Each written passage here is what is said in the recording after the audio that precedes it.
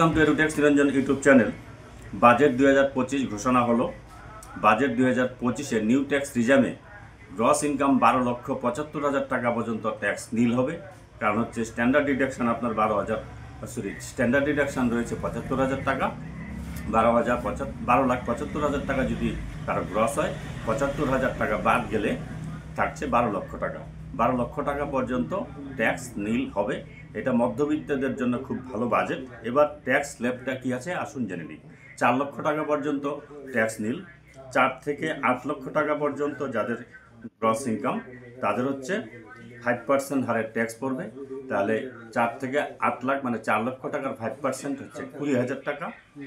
20,000 টাকা। আর এদিকে 8 থেকে 12 লাখ টাকা পর্যন্ত যাদের গ্রস ইনকাম হবে স্ট্যান্ডার্ড ডিডাকশন বাদ দেওয়ার পর, তাদের ক্ষেত্রে দাঁড়াচ্ছে 4 লক্ষ টাকার 10% মানে 40,000 টাকা। তাহলে আগে হয়েছিল 20,000 টাকা আর এখন হলো 40,000 টাকা। তাহলে 12 লক্ষ টাকা পর্যন্ত যাদের ইনকাম আসবে স্ট্যান্ডার্ড ডিডাকশন বাদে তাদের হচ্ছে 60,000 টাকা ট্যাক্স পড়ছে।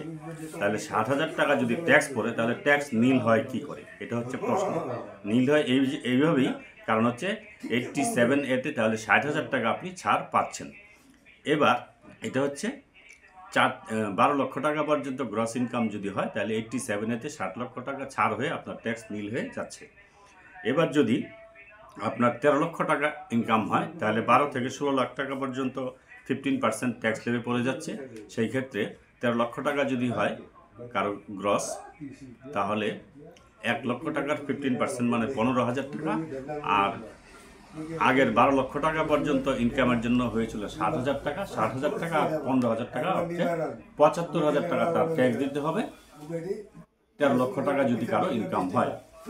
যদিও মার্জিনাল রিলিফ আছে কিনা এখনো জানা যায়নি। মার্জিনাল রিলিফ যদি থাকে তাহলে সেটা 75,000 টাকার চেয়ে কম ট্যাক্স হবে। এই হচ্ছে বিষয়। পরবর্তী আপডেট আমি পরবর্তী ভিডিওতে আলোচনা করব ডিটেলস। আপাতত এটুকুই আলোচনা করছি, যতটুকু আপডেট পেলাম। Thanks for watching this video.